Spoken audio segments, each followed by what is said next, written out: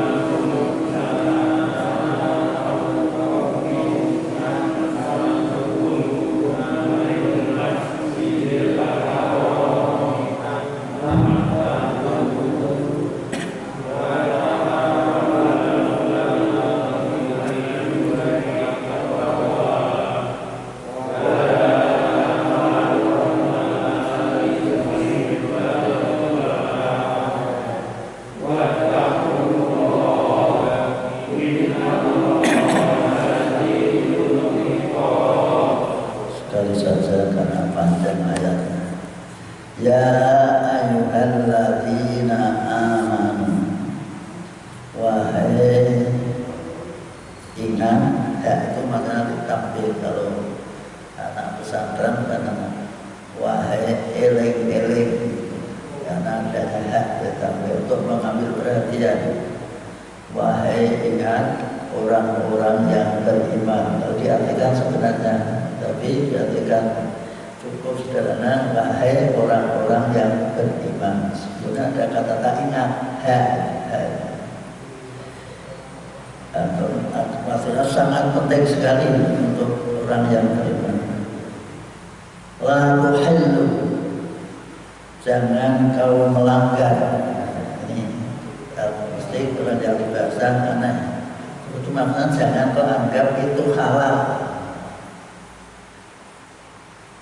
Syair Allah yaitu syiar Allah, yaitu amalan-amalan yang diamalkan pada waktu ibadah haji. Kalau kita sudah berpakaian ihram, semuanya tidak boleh dianggap halal. Ya, hal yang halal bisa haram. Contohnya memakai pakaian yang berjahit, katok-katok duit karena untuk memakai wangi-wangian asalnya kan halal, tidak boleh. Itu juga bicara yang jorok juga tidak boleh. Kumpul istrinya sendiri juga tidak boleh. Ini namanya syiar-syiar Allah. Ketika kita menjalankan ibadah haji, amal haji, kita jangan menganggap seperti dalam kondisi halal. Kita tidak beribadah dalam kondisi seperti di tanah halal. Maka bahasa Allah tuhillu, jangan kau anggap itu di tanah halal. Jangan kau anggap kamu dalam kondisi tahalul, masih halal. Kalau Allah katanya apa tadi, melanggar. Nah, maksudnya karena dalam kondisi baru jangan sampai kita melakukan sesuatu yang tidak boleh di dalam kita ibadah haji. Itu maksudnya syiar-syiar Allah, supaya dipahami supaya tidak salah paham masalahnya. Jadi sekali lagi, janganlah kita menjalankan apa yang dilarang dalam ibadah haji. Wala syarul haram, begitu juga jangan kalian melanggar ketentuan dalam bulan-bulan haram. Jadi dalam Islam itu bulan haram itu ada 4. Kita tidak boleh melakukan kesalahan yang sangat kesalahan di dalam bulan-bulan itu. Walaupun bulan-bulan juga tidak boleh, tapi dosanya sangat besar apabila kita menjalankan kesalahan dosa pada bulan-bulan itu. Apa bulan itu? 3 berurutan, yang satu terpisah, yaitu 1 Dzul Qa'dah. Orang Jawa sulit mengucapkan Dzul Qa'dah, terus dibaca Dzul Qa'dah. Dzul Qa'dah maksudnya bulan untuk siap-siap akan menjalankan haji. Maka bulan duduk, bulan tenang di rumah, bulan tetap di rumah saja. Kalau saya kira karena corona di rumah saja, itu namanya Dzul Qa'dah. Setelah itu berangkat untuk menjalankan berarti, maka bulan itu dikapan Dzul Hijjah, bulan untuk ibadah haji, Dzul Hijjah. Karena ibadah haji itu dalam Islam itu merupakan ibadah yang sangat besar dibanding ibadah yang lain, maka disebut bulan besar. Wong Jawa ngarani sasi besar, Dzul Hijjah. Selanjutnya masuklah bulan baru, tahun baru, yaitu namanya Muharram. Di antara di bulan Muharram itu ada hari bersejarah, yaitu hari kemenangan Nabi Musa menghadapi Fir'aun. Ketika Fir'aun dengan tentaranya mengejar Musa untuk ditahan dan dibunuh, tapi ternyata bisa menyeberang ke lautan Kulzum, sehingga Nabi Musa menyeberang dalam kondisi santai kalah dengan mujiannya. Tongkat itu diletakkan di laut langsung seperti jembatan. Kalau dengan kira-kira ada magnetnya membuat air menjadi beku, sehingga sehingga Musa dan Karaya bisa menyeberang tenang saja. Ya.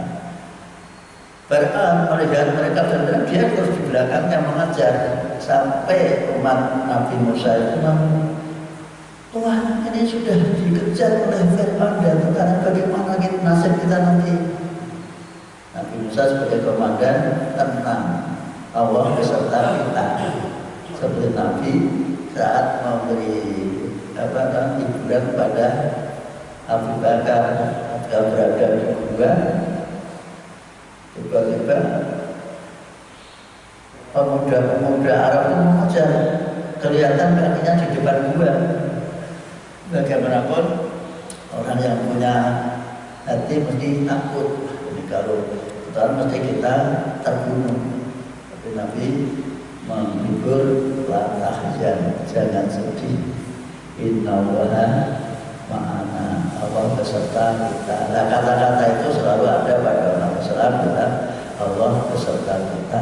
Allah selalu menyertai kita apabila kita bertawakal, pasrah kepada Allah Subhanahu wa Ta'ala. Jangan silau, jangan galau menghadapi kehidupan dunia. Semuanya dihadapi dengan penuh tawakal kepada Allah Subhanahu wa Ta'ala. Kalau kita galau, otomatis hati kita terpengaruh dari kondisi badan kita menjadi apa? Rentan. Jadi rentan sehingga mudah diserang oleh pikiran-pikiran negatif yang akibatnya menjadi tidak ada ilmunya. Ilmu itu bahasa Arabnya mani'ah, tidak ada penghalangnya, kekebalannya jadi hilang karena kita panik. Maka itu tidak boleh panik. Ini yang harus dibangun. Jangan kau langgar bulan-bulan itu kita melakukan perbuatan-perbuatan dosa, kesalahan. Ada berapa? Yang satu yaitu bulan masih belum selesai. Pada bulan itu Nabi Musa menang dan Fir'aun terbunuh, disebutkan dalam surat Al-Mulk sampai Fir'aun, saya beriman kepada apa yang diimani oleh Bani Israel. Amantu amantu billah, amantu bima amanat Bani Israel. Saya percaya pada apa yang diimani Bani Israel.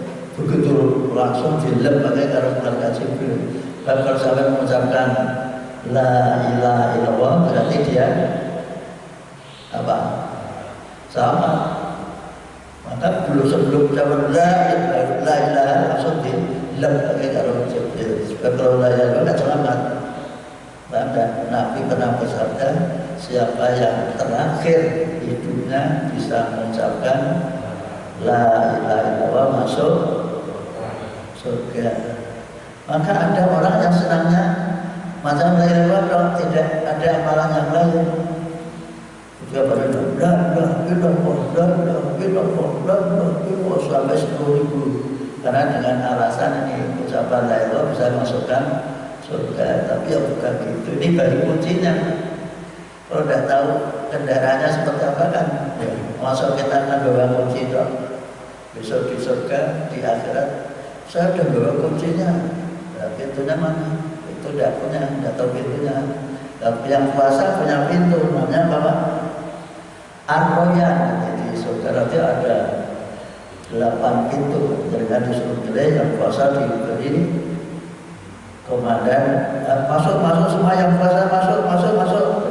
Begitu masuk semua yang puasa langsung dikunci jebret, sudah tidak ada yang bisa masuk lagi selain yang puasa. Ini dijelaskan oleh Nabi Muhammad SAW. Itu kita sudah punya kunci la ilaha illallah dan sudah punya pintu, namanya apa tadi? Royan. Pintu royan, pintu orang yang segar karena habis minum. Maka kalau dengan habis buka mesti rasanya segar. Ini sudah. Nah, ada bulan itu tanggal 10, ini kejadiannya teman Nabi Musa bertepatan pada tanggal 10. Maka tanggal 10 dihormati oleh orang Yahudi dengan menjalankan puasa satu hari tanggal 10. Nah, orang-orang kita, orang Jawa mengucapkan tanggal 10 bahasa Arabnya itu Asyura. Asyura. Ain ra'a Asyura. Sulit sekali mengucapkan Asyura, kalau diambil saja Suro. Sehingga bagi orang Jawa bulan Muharram itu disebut bulan Suro.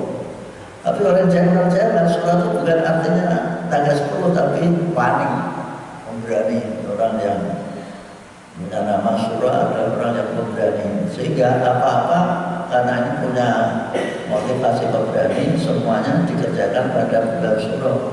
Ada orang yang selama hidup tidak mandinya ketika bulan Suro. Bahkan senjata-senjata tajam orang Jawa itu keris termasuk semuanya senjata termasuk dicuci pada bulan Suro. Cucinya pakai apa? Pakai apa, Pak? Pakai sendok nipis. Denora waktu. Jadi ini yang tahu. Jadi kalau insya Allah saya pernah mengikuti pencucian senjata di Demak itu setahun sekali dicuci pada tanggal 10 Zulhijjah, sehingga dalamnya gerbek besar. Maka bisa cerita saya pernah melihat. Nah, ketika Nabi inkognito datang ke pemukiman, kepala negara itu kadang-kadang datang apa yang terjadi di suatu daerah. Kaget, sak kampung tidak ada, zaman dulu kan masa itu masih pakai kayu, kok tidak ada asap mengepul. Ini ada apa? Pada cerita bahwa ini memperingati hari kemenangan Nabi Musa. Kenapa? Kami memperingati dengan puasa. Terus Nabi mengatakan, kalau begitu saya akan puasa besok tahun depan. Dan supaya tidak sama, kami ingatkan ditambah satu hari namanya tanggal 9. Tanggal Muharram itu namanya Tasu'a. Maka kita dianjurkan pada bulan Muharram puasa 2 hari, tanggal 9 dan tanggal 10. Yang tanggal 10 namanya Asyura, yang tanggal 9 namanya Tasu'a. Itu terus sampai sekarang diabadikan oleh Nabi sebagai penghormatan pada Nabi yang lebih dahulu. Umat Islam itu mengakui seluruh Nabi-Nabi, semua Nabi diakui semua. Berbeda dengan tetangga kita yang mereka belum mengakui Nabi Muhammad SAW. Ini sekedar masalah Syahrul Haram. Yang terakhir yaitu bulan keempat namanya Rajab, terpisah. Maka ketika bulan Rajab itu semacam kita persiapan akan menghadapi bulan Ramadan. Rajab terus Syaban kemudian Ramadan. Itu juga bulan yang bermanfaat.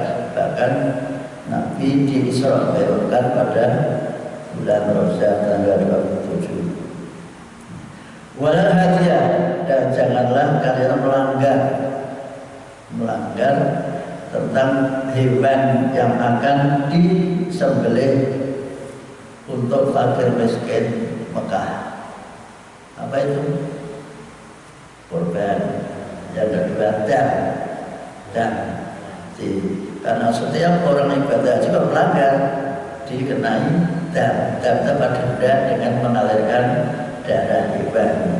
Maka hadiah jadi hewan korban atau dam yang disembelih karena melanggar aturan ibadah, seperti tadi memakai celana berjahit, atau tiba-tiba lupa memakai wangi-wangian, atau mungkin ibu lupa membuka aurat, atau bapak lupa memakai peci karena kulino di Indonesia pakai peci, atau tidak peci tapi anduk di kudu keji. Kan biasanya habis mandi terus anduk ini ini juga pelanggaran, banyak pelanggaran. Itu semua jangan dilanggar, jangan dilanggar masalah hewan-hewan itu. Ada ketentuan hewan, baik itu unta maupun sapi atau kambing, itu semua ada ketentuan. Kalau sulit mencari kambing, ya unta saja dibagi 7 orang. Nah sekarang Pak Warti terus meniru, terus korban tidak kambing tapi sapi untuk 7 orang. Tapi ya sapi yang pantas, jangan mencari sapi yang kecil, sapi kuning. Sapi apa? Kuda atau kucing kuning ya.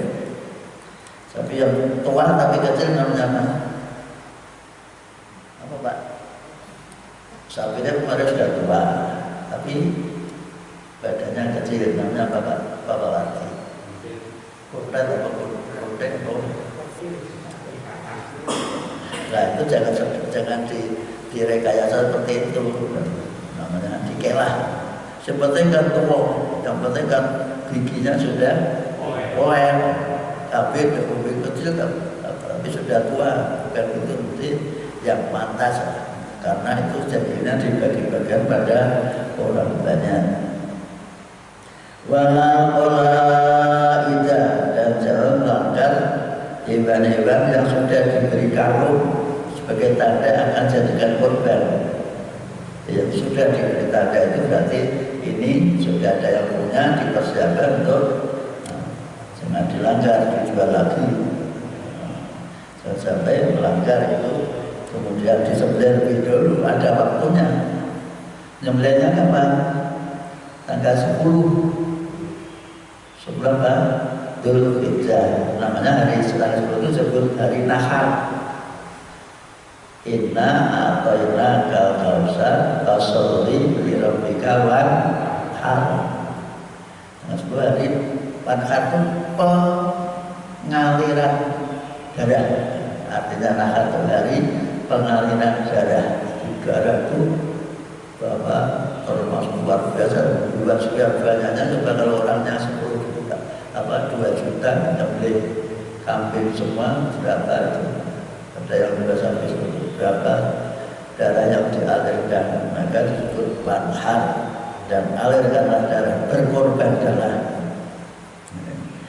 Wala aminal baitul haram, dan janganlah kalian mengganggu, melanggar terhadap orang-orang yang akan masuk ke Baitul Haram, akan menjalankan ibadah di Baitul Haram, jangan dia halangi.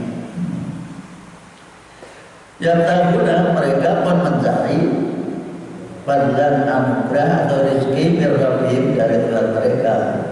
Dengan dalam ibadah itu boleh sambil berdagang, sambil membawa mungkin dagangan, pakaian disampaikan, jalan-jalan ke tempat kemah orang lain. Siapa tahu ada yang membeli masker, boleh jual. Masker itu sebagai aksesori Pak. Tapi ada ulama mengatakan kalau itu jadi pakaian, disuruh hati-hati berkorban, bayar dam. Tapi ada ulama yang mengambil bahwa ini kan bukan pakaian, namanya apa? Aksesori saja, aksesoris kan ada. Inilah ulama itu berbeda pendapat. Ada yang supaya hati-hati tetap bayar korban. Waridwana, dan mencari dan mendapat atau mencari ridho Allah Subhanahu wa Ta'ala. Apa ridho Allah itu?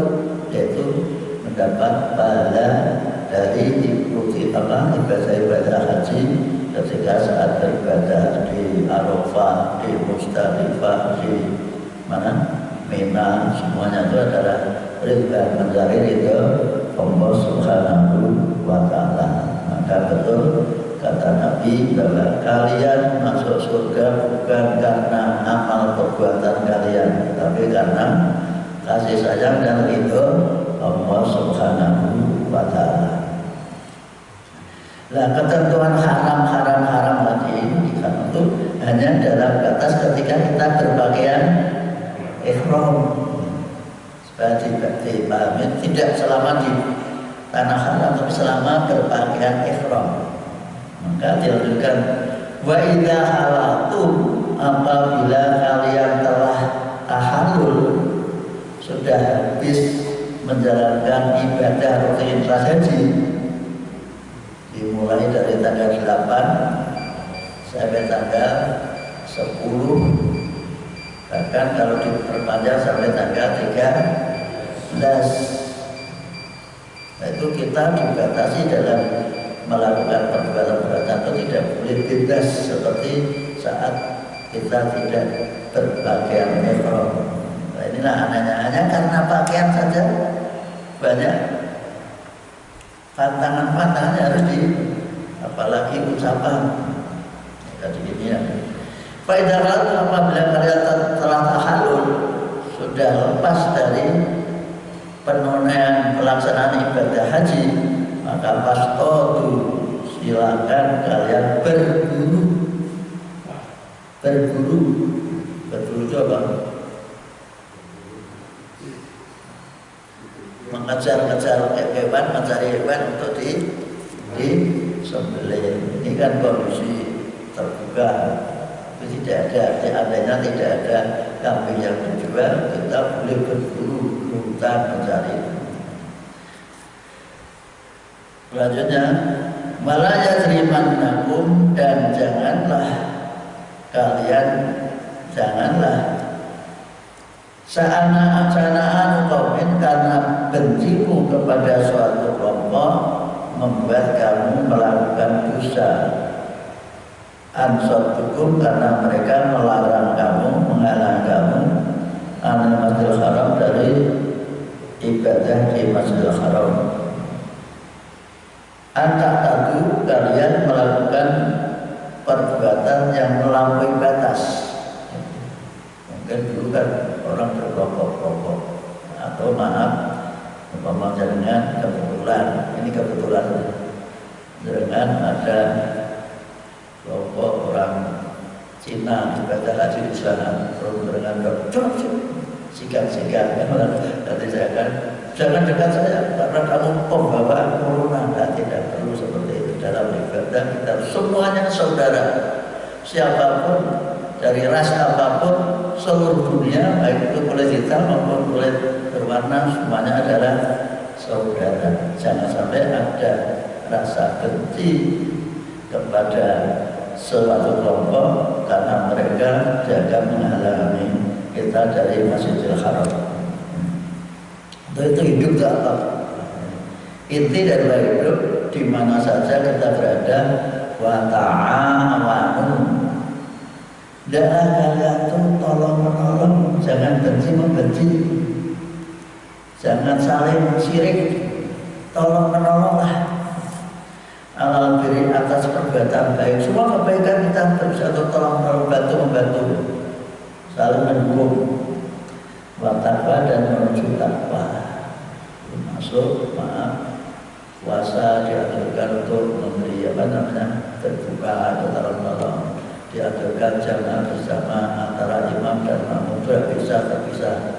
Imam roh juga tidak namanya jamaah, makmum roh juga tidak jamaah, harus saling tolong-menolong. Akan diwujudkan diakhiri dengan zakat fitrah, itu juga tolong-menolong. Semua ibadah dalam Islam itu isinya tolong-menolong. Termasuk dalam ibadah haji, kita jangan sampai egois mencari beras sendiri. Bahkan seandainya dengan melihat barang yang tertinggal di kamar mandi, kita tidak boleh mengambil, biarlah nanti diambil. Kalau mengambil diserahkan pada security. Tentu akan berdampak pada semua di sana, barangnya haram diambil. Ini yang harus dipahami. Walaupun kaos tertinggal di kamar mandi, ini kalau kita berada di sana jangan sampai kita ambil. Wasyafi ketinggalan eman-eman ya, kita tidak eman-eman ya. Kalau di sini mungkin dianggap tidak apa-apa, di sana hanya pertama masalah jangan sampai ada barang yang tertinggal atau barang sepele diambil dibawa pulang apalagi. Tapi nak beli barang sana boleh beli seperti kurma dan lain sebagainya. Tapi barang-barang yang dimiliki tanpa prosedur apa namanya saling transaksi, nah itu tidak boleh. Wala ta'awanu, dibalik dan janganlah kalian bertolong-menolong, membantu alal ismi atau perbuatan dosa, membantu orang untuk melakukan mungkin pencurian, mengambil barang orang lain, menjadi penunjuk jalan atau menjadi mata-mata agar orang lain tidak tahu, atau perbuatan dosa yang lain, mengambil istri orang lain dan sebagainya karena di sana baru kenal tampak cantik. Itu sekali lagi janganlah sekalian tolong menolong dalam hal perbuatan dosa. Wal-udwan dan permusuhan, kita tidak boleh bantu-bantu untuk memusuhi orang lain. Termasuk dalam bernegara juga kita tidak boleh membantu negara lain, bangsa lain untuk memusuhi suatu bangsa. Contohnya Amerika memilih Irak, kita tidak boleh bantu. Maka Indonesia termasuk negara apa? Bapak non blok, tidak membiarkan ke sana dan kemari. Jadi yang harus dipahami tadi sesuai dengan Islam. Jadi tidak perlu membantu bangsa lain untuk memusuhi bangsa lainnya. Harus kita hanya diperkenankan membantu dalam hal kebaikan. Contoh memasukkan dilanda bencana, kita membantu. Sedang dilanda masalah apa, kekeringan atau kemiskinan, maka kita membantu. Tapi dalam masalah dosa dan salah atau dosa dan permusuhan kita tidak boleh membantu. Inti hidup wattaqullah, dan takutlah kepada Allah. Semua yang kalian kerjakan itu Allah mengetahui. Apakah itu namanya korupsi atau mencuri atau memihak pada suatu golongan, itu semuanya diketahui oleh Allah Subhanahu wa Ta'ala. Yang perlu diketahui, innallaha shadidul iqab, bahwa Allah itu amat sangat berat siksanya. Kalau sampai Allah menyiksa amat sangat berat. Baru itu kalau kita rasakan kurang baik, seakan-akan corona itu siksa. Baru siksa dunia saja beratnya bukan main. Tapi ini adalah ujian untuk menguji iman seseorang.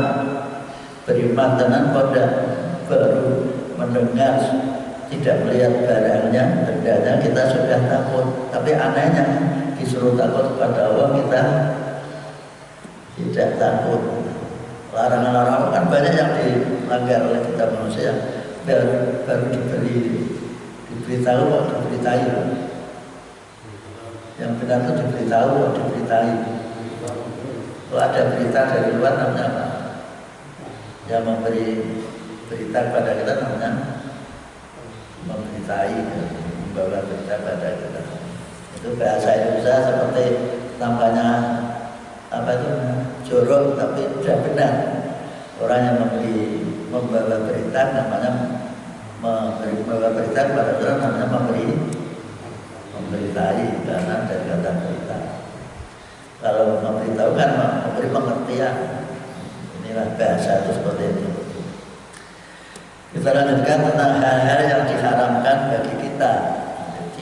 Kan di atas sudah dijelaskan ayat pertama kan, illa ma yusla alaikum, kecuali yang akan dibacakan pada kalian. Dihalalkan semua binatang ternak, hewan ternak, kecuali apa yang akan dibaca mereka sekarang dibacakan pada kita. Hurrimat alaikumul maitatu wad-damu wa lahmul khinziri wa ma uhilla li ghairillahi bih wal munkhaniqatu wal mawqudatu wal mutaraddiyatu wal natihatu wa ma akalas sabu illa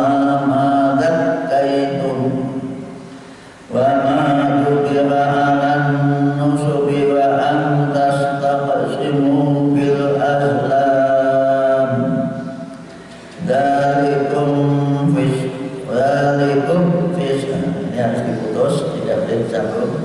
Nanti ketemu fa. Dalikum fis al-yawma ya'isal ladzina kafaru min dinikum fala takhshawhum wakhshawun. Asalnya wakhshawni, ya-nya dibuang, ya dibatalkan wakhshawun. Tapi yang dibaca, ada yang baca wakhshawni, ada yang baca seperti itu. Tapi harus tahu posisi kalimat itu, kata itu. Kalau tidak tahu ya dibaca padanya wakhshawun. Jadi kalau ada orang baca wakhshawni, ya kita jangan segera menyalahkan karena harus tahu ilmunya. Al-yawma akmaltu lakum dinakum wa asmantu alaikum ni'mati wa raditu lakumul Islam dinan. Pamanittur dot ketemu tok dimasukkan, diidghamkan. Dotnya tidak usah dibaca pamanittur, tidak usah pamanittur, maka repot, lidah kita yang repot. Pamanittur fi mahmasatin ghaira mutajanifil li'is fa innallaha ghafurur rahim. Pada tanda lam itu dibaca terus boleh, berhenti boleh, dibaca terus lebih bagus. Jim dibaca terus boleh, berhenti boleh, dibaca terus lebih bagus. Ini sekedar tahu saja tanda-tanda maka seperti itu. Monggo. Hurrimat alaikumul maitatu wad-damu wa lahmul khinziri wa ma uhilla li ghairillahi bihi wal munqanidatu wal mawqudatu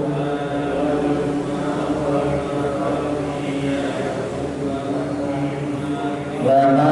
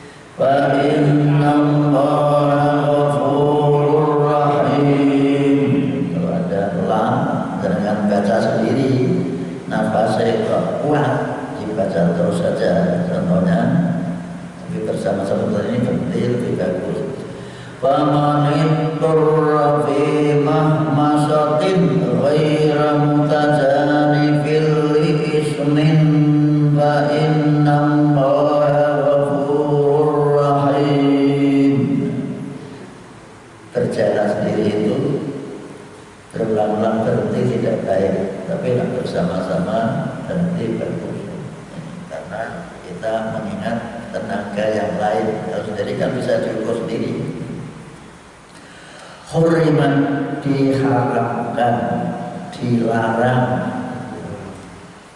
alaikum atas kalian semua al-maitatu bangkai. Bangkai apa? Hewan yang mati tanpa lewat tersebut disembelih. Hewannya hewan ternak. Ada dua bangkai yang boleh dimakan walaupun tidak lewat sembelih, namanya ikan. Ikan apapun di laut termasuk anjing. Anjing laut itu halal, karena itu hewan, semua hewan laut itu halal, asal tidak mengandung racun seperti paus yang besar. Itu kan setelah diteliti mengandung racun karena ketuaan terlalu tua, maka tidak boleh makan diteliti. Jadi semua bangkai laut, hewan laut yang ketika ke darat dia hidup apa mati, itu namanya bangkai. Itu bangkai laut itu halal, walaupun anjing, bahkan mungkin babi laut. Tapi jangan dibalik, untuk membuat halal itu bangkai dicemplung ini laut, bukan gitu. Jadi yang asli apa hewan laut dibawa ke darat bangkai, itu namanya bangkai laut halal. Dan belalang, ada dua bangkai yang boleh, bangkai ikan dan belalang itu halal. Tapi semua bangkai haram pada apapun. Wadamu dan darah yang mengalir. Orang Jawa itu kreatif, darah itu dibekukan, kemudian setelah beku digoreng, itu menjadi enak katanya. Namanya apa Bang? Walaupun sudah membeku Pak, tetap haram karena asalnya itu mengalir. Maka ada yang ketika korban darahnya ditampung, wadai ngaron atau wadai ember, nanti dijual laku banyak yang maka kata itu untuk tambah darah. Nah, memang itu darah ya tambah darah. Itulah betul sudah dipahami haram darah yang mengalir walaupun sudah dibekukan dan menjadi makanan oleh kita sudah kita olah, tetap haram dimakan, dikonsumsi. Nah kalau dijual uangnya itu hasil dari ini, tetap ya haram menggunakan itu. Kadang-kadang kita sore dikelah itu apa direko, siasati supaya tidak darah bagaimana. Terus dijadikan tadi dibekukan, terus digoreng, dijual dan harus manis itu. Ini namanya rekayasa, tetap tidak boleh. Ini sama dengan babi tidak boleh dimakan, dijual saja uangnya untuk beli yang halal, itu juga tetap. Ini karena kita merekayasa seperti itu. Tapi kita mungkin termasuk saya punya pemikiran seperti itu. Wajah dan darah, tapi ada darah yang halal, yaitu hati apa? Hati hewan itu boleh, itu sudah dibekukan oleh Allah sendiri, dan termasuk apa yang di dalamnya itu jantung, ginjal boleh, karena itu yang membuka Allah. Ini ada berdasar dari hadis Nabi bahwa kecuali dua darah yaitu hati dan ginjal, itu juga apa tadi bangkai, kecuali dua bangkai yaitu bangkai ikan laut dan bangkai belalang. Walahmul khinzir dan daging babi darah babi hutan, kecuali laut, babi daging babi darah dan apa babi hutan dan babi ternak. Ini pun kita jangan berpikir sekarang kan dagingnya, berarti artinya kepalanya, kakinya boleh, bukan gitu. Tadi manusia itu menyembelih hewan yang dituju mesti dagingnya, tidak yang lain atau di masa tadi ini. Pada dasarnya hewan disembelih untuk diambil dagingnya, bukan masalah hatinya. Dan ini sudah kita tidak suka merekayasa, mensiasati. Wah, pintar ya gue, ini tidak boleh, ternyata bisa menjadi boleh. Memang ada siasat yang boleh. Contohnya, kita akan masuk suatu gang, ada larangan masuk, dengan bisa mensiasati mobilnya terus dulu, terus atret mundur, itu tidak berani polisi mau apa? Menilang tidak bisa, karena ini bukan masuk tapi atret.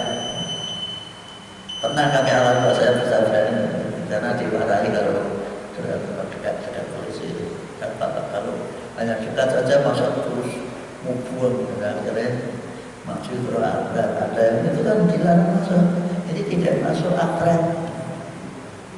Ini contoh lagi, ke pondok dengan akan belok kanan, ternyata ada larangan belok. Itu agar kita tidak bagaimana sih, lurus dulu, atret terus ke sana. Itu tidak bisa dihilang. Kami ngalami sendiri. Tadi belok langsung ada pos polisi, Pak, dengan pelanggar apa? Dengan dasar betul, kan tidak boleh. Saya tidak langsung tidak boleh, kan langsung belok. Saya masuk lurus dulu baru atret terus belok. Ini ternyata polisi juga ngerti. Ini contoh namanya dunia bisa disiasati, tapi masalah hukum ini tidak boleh disiasati. Ada lagi yang kebablasan. Ini jangan diajarkan anak-anak ya. Kalau bulan puasa suami istri kumpul kan tidak boleh. Dendanya berapa? Puasa 2 bulan. Tapi kira-kira jangan diarahkan anak-anak karena kita kan sudah tua semua. Bagaimana bisa tidak kena denda? Kenapa caranya? Makan dulu, batalkan dulu. Saya kan sudah tidak puasa. Ini contoh, tapi jangan diajarkan kalau anak-anak. Ini masalah jangan diajarkan seperti itu. Jadi ini makro hukum, ini namanya rekayasa. Makan dulu, kan sudah tidak puasa kalau makan dulu. Yang dilarang kan dalam kondisi puasa. Ini contoh. Banyak di pesantren-pesantren rekayasa seperti Gus Dur, Said Agil itu bicara menunggu biasa. Karena di pesantren sering diskusi elek-elekan dengan temannya, muncul generasi baru. Ketika Gus Dur atau Said Agil menyampaikan joki-joki yang itu saya tidak kaget, memang itu gagalnya pondokan. Terima kasih sekali lagi. Tapi jangan terus dibawa ke masyarakat. Nah, itu salahnya di sini. Umum diberi informasi seperti itu. Contoh lagi, Quran itu kitab suci yang paling purno, karena di Quran ada di dalam surat Al-Baqarah katakan bahwa nisa'ukum harsul lakum fa'tu harsakum annasikum. Ini poso-poso tapi orang tua semua dan bapak. Istrimu itu ladang. Ini bahasa apa ladang? Untuk diapa? Ladang itu untuk ditanami. Maka fa'tu harsakum garapan. Ladang itu digarap apa? Tanamilah sekehendak hatimu. Bisa ditanami ini kalau hijau ditanami sesuai dengan musimnya. Ini contoh aja. Sekarang maka muncullah film-film apa itu kompromi biar dengan kata sekarang untuk sekehendakmu boleh model ini karena itu. Maka dikatakan tadi apa? Kitab suci yang paling pada itu diserahkan pada manusia, silakan yang penting etis, pakai etika, sepakat sampai seperti itu. Ini sekedar informasi saja, sudah dengan mereka kaget ngomong sih model-model. Selanjutnya, wama ada hewan uhillah yang disembelih ligorilah tanpa menyebut nama Allah. Dengan hanya boleh maka membaca Bismillah. Yang disembelih tanpa atas nama dianggap bangkai, langsung disambet seperti di mana itu di Tibet itu kan ada pembada hewan-hewan uang suku. Nah, dipotong saja harus pakai dan dipotong lewat leher depan, bukan leher dari belakang. Ini pun ada caranya. Hewan yang disembelih tidak atas nama sehingga orang hati-hati karena rata-rata orang non-Islam mesti menyembelihnya tidak membaca bismillah, sehingga mereka khawatir maka tidak mau makan sembelihan dari orang non karena tidak baca bismillah. Kemudian yang ke berapa ini? 1, 2, 3, 4, 5. Wal munkhaniqatu, dan hewan yang tercekik. Apa ada mati hewan tercekik? Jadi hewan mati karena tercekik di tali kembuasan setelah pada akhirnya menjerat sehingga mati karena apa tadi? Karena talinya itu namanya tercekik. Haram dimakan. Tapi kalau belum mati dengan sebelah jadi halal karena darahnya sudah mengalir. Hewan yang mati tercekik bisa juga karena kendalikan terlalu kencang, terlalu erat, maka sehingga mati itu. Walaupun hewan yang halal, kambing, sapi, atau unta, tapi karena tercekik tadi tidak halal. Maka hati orang luar negeri itu, ada orang yang tidak beragama Islam itu karena dagingnya darah sama manfaat, mereka tidak mau membeli hewan-hewan. Ini juga rekayasa, diharamkan darah, maka sudah darah tidak haram. Bagaimana? Matinya tidak disembelih biar campur dengan daging. Maksudnya ini juga termasuk rekayasa, tetap haram, tidak boleh. Nanti masuk ke dalam kategori hewan yang dicekik. Kemudian yang berikutnya wal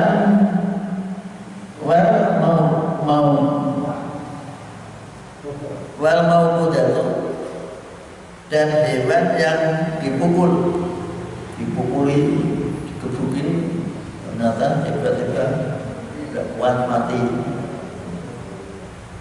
Sapi narik lubang yang besar, tidak mau jalan, justru juga tiba-tiba jatuh mati. Ini tidak boleh dikonsumsi, haram. Kalau baru jatuh terus langsung ambil senjata saja disembelih, itu menjadi halal. Ini kan hanya sebagai masalah sembelih saja. Walaupun taradiyah, dan karena jatuh juga jatuh itu biasanya jatuh dari digembalakan di atas gunung. Baru karena desek-desekan, ya kan, desek-desekan hewan kan tidak tahu masalah bahaya. Ada yang jatuh dulu mati, itu pun haram dimakan. Kecuali masih kondisi hidup, terus kita kerja dengan disembelih. Ini harus dimengerti. Kemudian yang terakhir, wan natibatu, dan hewan yang tertanduk. Ini biasanya di Jawa Barat. Kan ada kebiasaan domba itu namanya adu domba.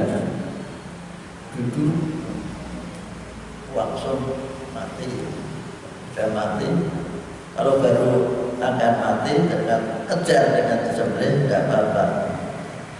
Ini pun ada kasus seandainya ada hewan jatuh ke dalam sumur, kan kepalanya, lehernya kan di bawah. Terus bagaimana ini teman-teman? Yang penting bisa kita keluarkan darahnya, dibacok dari belakang atau silite atau kakinya, darahnya keluar, nanti itu sudah halal. Dan sepele ya Mas. Jadi yang penting bagaimana darah itu keluar, dan jangan membacoknya dengan niat agar hewan ini menjadi halal seperti itu.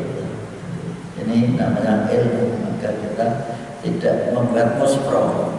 Bahkan walaupun kambing atau sapi atau kerbau itu sudah mati, itu pun kita boleh mengambilnya, kulitnya halal, disamak, dibuat sepatu, dibuat tas, itu halal.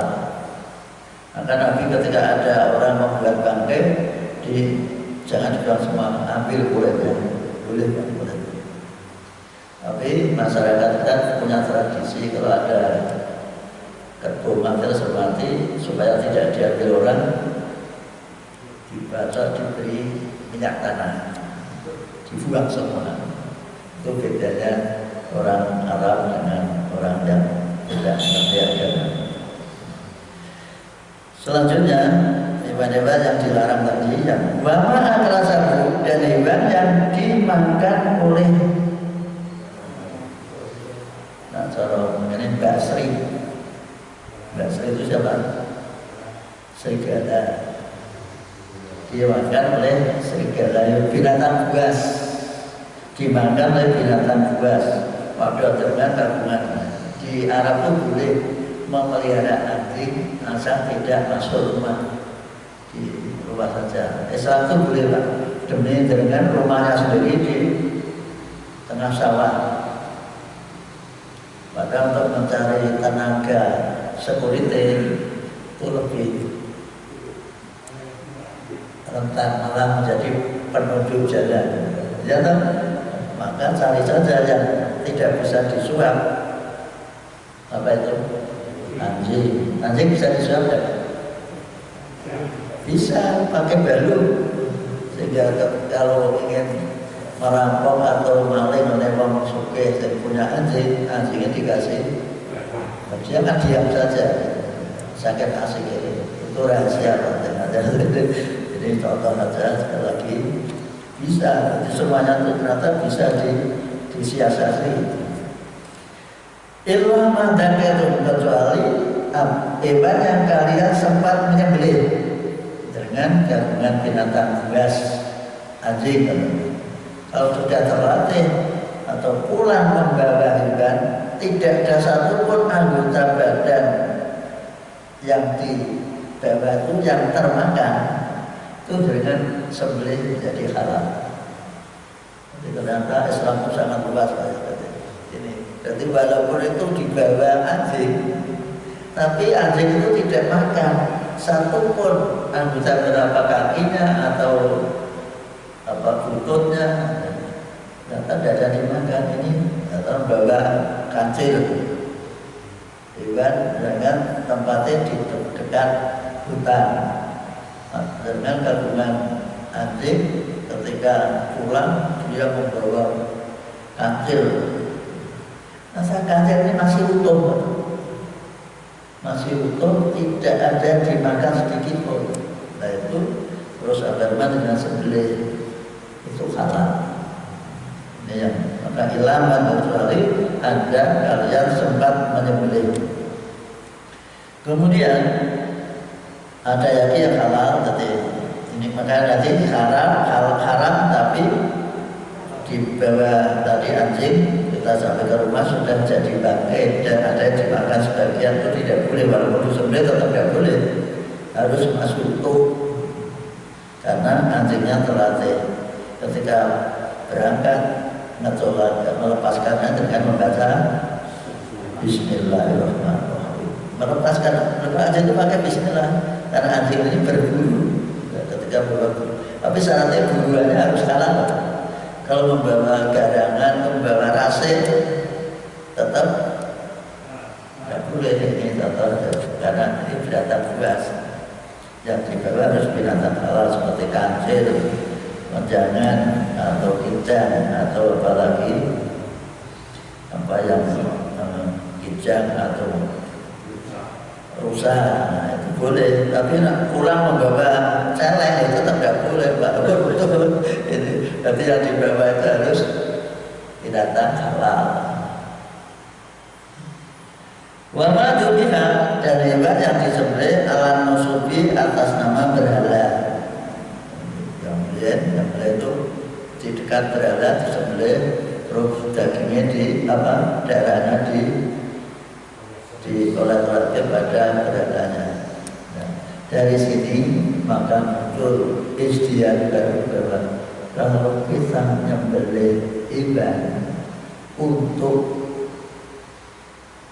melakukan penghormatan atau falnya di apa, keluarga raja apa namanya? Mokiri niate untuk itu kadang-kadang menjadi tidak berani, tidak boleh. Bagaimana sebenarnya untuk menghormati itu, termasuk yang disebut di tempat yang aneh-aneh yaitu di Gunung Kawi atau Pangeran Samudra atau di Kudus, Sunan Kudus atau di Demak, Sunan Kalijogo. Kalau nyembelih untuk menghormati orang yang jika ini dari katanya sudah berhala atau patung-patung itu juga merupakan bentukan manusia atas orang yang soleh, orang yang baik dulu. Mungkin di sini orang soleh itu seperti sebagai takmir Pak Effendi. Besok jamaah masjid itu selalu mengingat apa ini dibuat patung. Sehingga patung Effendi ketika orang-orang akan melakukan kegiatan akan korban itu nyembelihnya di depan patung itu. Maka ada mengatakan seperti itu. Ini kajian dari ulama. Maka hati-hati jangan sampai nyembelih sesuatu atas nama untuk berhala, untuk menghormati berhala. Wa atas taksim, dan haram pula kalian melakukan mundi nasib. Jadi mundi nasib bil azlam, dengan mundi nasib bil azlam, dengan anak panah. Anak panah ditempatkan di, ya seperti mundi nasib, seperti apa, arisan seperti itu. Tapi ini untuk hewan ini diberikan. Kalau anak panah ini nanti berada di hewan ini, maka ini menjadi jatah disembelih. Disembelihnya karena memakai nasib, diundilah mana yang dianggap dikehendaki Tuhan, yang nasib apa, yang dianggap itu pantas untuk disembelih, untuk menghormati, itu pun tidak boleh. Kita nyembelih ya maka itu pantas disembelih, rasa pakai undian, paham ya? Jadi nyembelih kambing, nyembelih apapun tidak usah dipakai lotre. Ayo kambing ini, seperti kita pergi ketika ada ular, tidak jadi pergi, ini termasuk syirik. Wah, aku mesti raitor gitu. Ini kalau ada ular yang nyabrang atau dengan suara burung, banyak sekali yang harus kita waspadai. Dari konflik semuanya itu adalah perbuatan yang melampaui batas dosa. Tidak boleh kita menerjang atau melakukan sesuatu yang dilarang oleh Allah dan diharamkan. Al-yawma, pada hari ini, ya Isa sudah putus asa. Alladzina kafaru, orang-orang kafir, min dinikum, dari campur aduk dengan agama. Yaitu ketika haji wada, semuanya sudah dilarang, sehingga termasuk tawaf dengan telanjang. Dulu itu tawaf dengan telanjang akan aneh, karena oleh orang dulu ini, kalau kamu ingin dosanya diampuni, kamu harus menelanjangi diri di hadapan Allah. Tapi bukan kok terus telanjang dan menjadi itu menyampaikan dosa kesalahannya kepada Allah. Tapi oleh memakan, menerima, dianggap ada bertelanjang. Maka ketika tahun 9 Hijriah ada perintah untuk haji, Nabi belum mau menjalankan haji karena masih melihat masih ada orang tawaf yang bertelanjang. Maka tahun 9 itu Abu Bakar suruh mimpin dari jamaah haji. Ali datang menyampaikan ayat surat Al-Baqarah ayat 1 bahwa mulai saat ini sudah lepas perjanjian antara orang musyrik dengan orang beriman, sehingga tahun depan sudah tidak boleh ada lagi orang yang tawaf dengan telanjang. Maka mereka sudah putus asa, tidak ada harapan lagi untuk bisa bersama-sama ibadah dengan orang yang beriman. Dibersihkan Mekah dari kondisi yang syirik seperti itu. Fala taksawum, maka kalian jangan takut pada mereka. Wah, nanti udah marah kalau udah boleh terangkat. Kan kadang-kadang kita kan gitu, ada, saya buka hati ya, ada yang pelanggaran, kita akan menyampaikan itu pelanggaran tidak boleh, kita takut nanti ada marah. Ada contohnya Pak Wati, terus kadung berikut itu, terus kadung seumah, terus sudah jadi suami istri, sudah punya buku nikah, bagaimana ini? Dalam Islam itu harus dibersihkan, pesakit, kasihan mereka. Kan ada yang terjadi terus kandung, ada saudara kandung tapi kembar, panjang bed ketika pisah, tiba-tiba sudah besar semua, mereka nikah. Setelah diketahui ternyata ini saudara. Masyarakat bagaimana keluarganya? Wis kandung. Tidak usaha untuk bertobat atau melepaskan dosa yang di masyarakat sering bahasa wes kadu. Tahu Pak wes kadu? Apa? Ya terlanjur pernah pakai. Makanya kasihan, berarti kita setiap hari melihat perbuatan dosa itu. Kita kalau bahasa agama, kalau orang melihat perkara mungkar tidak mau merubah, itu kita termasuk iman yang paling lemah. Berarti saya Pak Wati termasuk Pak Fethi dapat tidak ya? Pak Wati, Pak Leman termasuk lemah imannya, ada perkara mungkar dibiarkan. Tapi dikatakan imannya lemah ya tidak. Dan buktinya aku baca terus ada lemah. Inilah manusia, makhluk yang paling aneh. Dan Allah pesan pada Nabi, apapun yang dibawa Nabi kepadamu terima, apa yang dilarang Nabi jauhkan. Itu intinya di sini. Maka kita selesaikan. Gimana ini sudah? Waksyauni, dan takut hanya kepada aku Allah.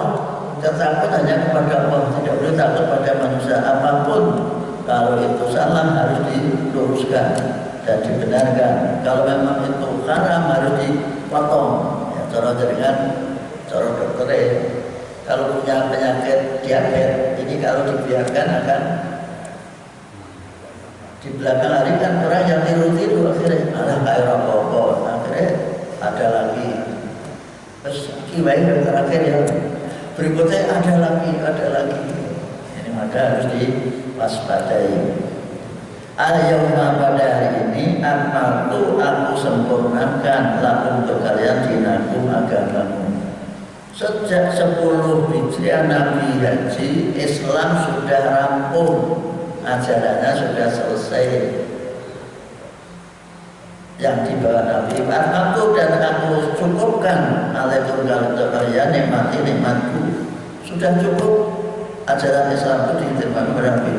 Warodi itu dan aku puas, suka, rela Islam sebagai agamamu. Cukup dengan perayaan ini, maka muncullah pendapat bahwa kalau itu tidak ada turunan dari Nabi, dari Al-Quran, jangan dikerjakan, karena agama itu sudah sempurna pada zaman Nabi. Kita tidak boleh membuat aturan ibadah sendiri. Sebagai penyambung haram tadi, ini termasuk semua yang haram pun paman pura, maka siapapun yang terpaksa. Paman pura, maka siapapun yang terpaksa. Firman maksudnya karena kelaparan. Walaupun jangan tidak ada unsur sengaja, maka tidak ada unsur sengaja. Ini untuk berbuat dosa. Jadi bahwa dengan kita berada di tengah hutan, kalau tidak makan kita mati. Sedangkan yang ada babi maka menjadi halal. Apa ya? Dalam keadaan terpaksa, tidak untuk dibawa pulang. Dan saya adanya ini. Itu juga ada pria dan wanita berbuang, tidak ada yang lain.